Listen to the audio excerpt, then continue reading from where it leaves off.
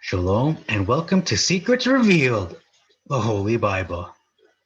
Today we're going to look at Leviticus chapter 17. There are 16 verses in the chapter, beginning in verse 2. The first difference is word versus thing. Verse 3, every man, which is an absolute, versus what man soever, which can mean someone.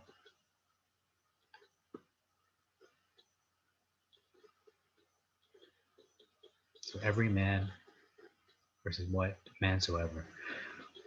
Or of the strangers abiding among you, which is omitted, which is inclusive and not exclusive. So the sept is inclusive, not exclusive. I forgot to mention, this is Secrets Revealed, the Holy Bible. What we do here is we look at the differences between the Septuagint, which is the scriptures that existed during Jesus' time, Yeshua's time, 300 to 400 years before he was born.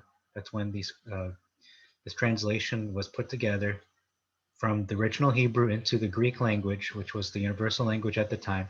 And we compare that and contrast that with the Masoretic text, which is the version of the scriptures that 99% of the Bibles in our time today base their translation off of. That translation was produced and edited between, I believe it was 700 to 1,000 years after Yeshua, after Jesus Christ had died. So went through so many changes, edited him out, meaning Jesus Christ was removed out of a lot of the scriptures, especially prophecy. And that's what we're doing here. We're digging for gold, looking for not just little differences, but especially the big differences. We're going to focus on those. Anything minor, I'll just kind of mention in passing. That's what I'm doing. So I feel this is the mission for my life right now in this moment in time. Probably the biggest purpose of my existence, to be honest. No one else is doing this work. The harvest is great, but the laborers are few. So if I could get help with this, that would be great. Someone could cover, a book here, a book there, and I'll just do the other books that are not done. But for the time being, I've taken this whole thing on myself to do from Genesis to Revelation. So here we go. Let's continue at it. So verse 3, we see here calf, sheep, goat versus ox, lamb, and goat. Verse 4, omit. We have an omission here. Whole burnt offering or peace offering was omitted. To be acceptable for a sweet smelling savor, also omitted.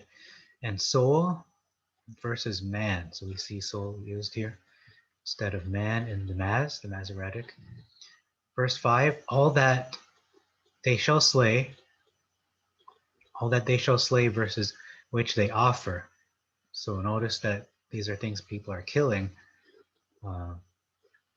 these living sacrifices. And then sacrifice versus offer. In the same verse, sacrifices. I think that's the verb there. Where's that verb? Bring their sacrifices, which they offer. Oh, which they offer. Okay, which they shall sacrifice as a peace offering. Okay, so that's where it is. I'm just trying to keep it honest here. Here's the first big difference. Verse 7. Let's take a look at this. Oh no, verse 6. Pour versus sprinkle. Okay, not a big difference. Actually, it is a significant difference. Pouring a lot of blood versus sprinkling, which is a tiny amount of blood, drops of blood. Roundabout was omitted. And then offer versus burn. Okay. Here's the first big difference, as I said.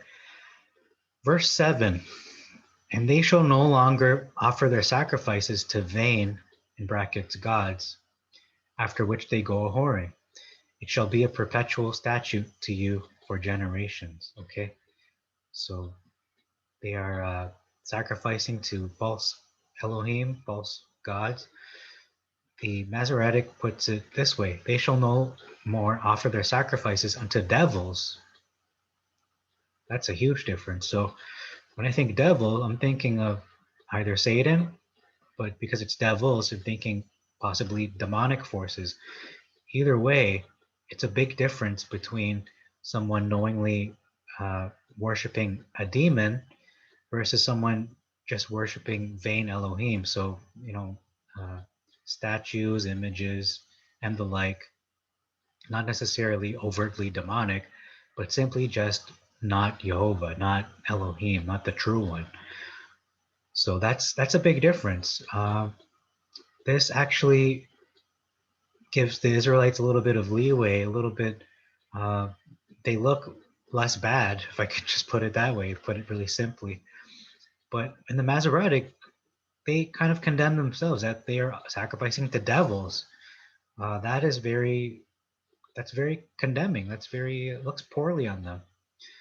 So that's a big difference, huge difference, I would say. And then we see here to you versus unto them. Verse 8, sons of the proselytes. These are people who are newly converted versus strangers. Uh, it's a significant difference. Verse 9, destroyed versus cut off. Okay, that's a continual difference throughout the texts.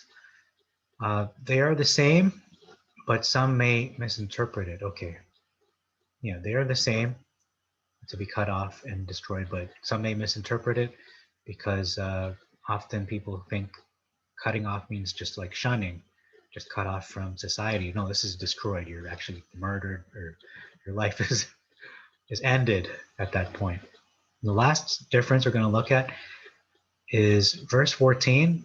These are all the differences I could find, and I do my best with Yah's help. It says here, for the blood of all flesh is its life. And I said to the children of Israel, you shall not eat the blood of any flesh, for the life of all flesh is its blood. Everyone that eats it shall be destroyed.